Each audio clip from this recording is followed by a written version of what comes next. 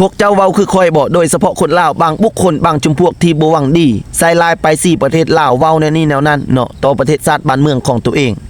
บ่ว่าแต่ลงข่าวทุกๆข่าวบ่ว่าแต่จะเป็นข่าวแท้ข่าวจริงข่าวปลอมเนาะเวลาพวกเจ้าคอมเมนต์นั่นมักเข้าข้างประเทศอื่นมักย่องประเทศอื่นหลายกว่าประเทศตัวเองถิ่นฐานบ้านเกิดเนาะพวกเจ้าอย่าหาเฮ็ดพวกเจ้าอย่าหาเว้าคันที่ได้ดีที่ได้จบที่ได้งามที่ได้อยู่ดีมีสุข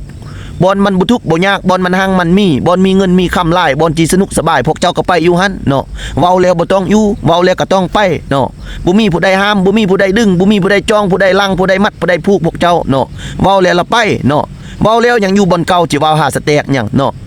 ง่ายอยู่แผ่นดินลาวเกิดแผ่นดินลาวแฮนขี้ดินลาวกินข้าวอยู่ประเทศลาวเนาะมีอีหยังก็ปกปักรักษาบ่ต้องจกใส่เพิ่นว่าตีตายเพิ่นเบิ่งยกตัวอย่างครอบครัวเดียวกันผิดเถียงกันระหว่างผัวเมียไปเว้าสู่ครอบครัวคนอื่นฟังเขาก็หัวควันเฮาละเนาะเขาก็ดูทุกดูมีลิ้นท่าเบะซบเบะปากใส่เขาส้มนำหน้าเฮาละแม่นไผสิอีต้นหักแพงเฮาเนาะครอบครัวเฮามีอีหยังก็ค่อยเว้ามีอีหยังก็ค่อยว่าเนาะเอาไว้อยู่ในภายครอบครัวบ่ต้องเจรจาออกในสถานที่ไปที่อื่นให้คนอื่นได้ยินเขาส้มนำหน้าเขาหัวควันเฮาเนาะคนเฮาบ่ต้องจำเป็นจิบรรยายเนาะ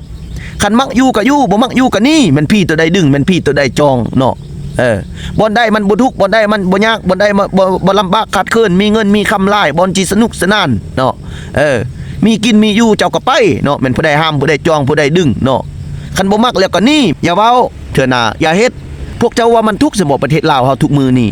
คันจะเทียบเสการต่อสู้กูซาดหากระปดปล่อยใดนี่มีซำนี้ก็ถือว่าดีแล้วพ่อแม่พี่น้องเนาะเจ้าเบิ่งแม่การกินอยู่ของแกประชาชนเฮาทุกมือนี่การปลูกฝังเลี้ยงสัตว์เนาะการพ่นผลิตเฮ็ดอันนี้อันนั้นถือว่าสะดวกสบายเนาะบ่ว่าแต่ถนนหนทางไปมาหาสู่การกินอยู่ของแกประชาชนเนาะไปง่ายมาง่ายหาง่ายกินง่ายสะดวกสบายหลายอย่างเนาะอยากพักหากินผักอยากนอหากินนอเก็บผักหักนอเก็บกูดเก็บบอนเอามักปีมักตองเอาเครือสะกอกเครือสะคานเนาะบ่ว่าแต่บ้านเจ้าบ้านคอยหากินปูหากินปลาหากินนกพกกินฮอกเลี้ยงงัวเลี้ยงควายเฮ็ดไร่ไถนาสะดวกสบายอยากยังหากินอันนั้นใน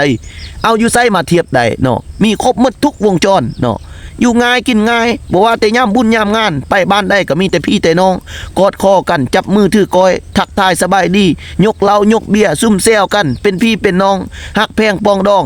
ประเทศชาติบ้านเมืองบ่มีพิษบ่มีเที่ยงบ่มีซึกบ่มีเสื้อบ่มีทับบ่มีต้อยเนาะสะดวกสบายอยู่ง่ายกินง่ายอยู่ซุ่มกินเย็นอยู่ดีคือนกเอียงอยู่เที่ยงคือหน่วยตะเว้นอยู่เย็นคือน้ำออกบ่อ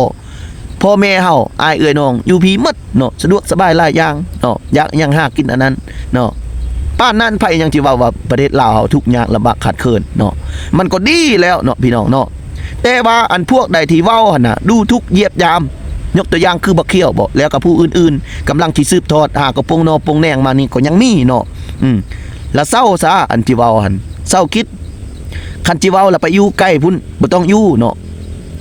เว้าแล้วก็ยังอยู่นี่เนาะกกเงากกโตพ่อแม่พี่น้องลุงป้าอ้าวอาตระกูลเนาะพ่อเฒ่าแม่เฒ่า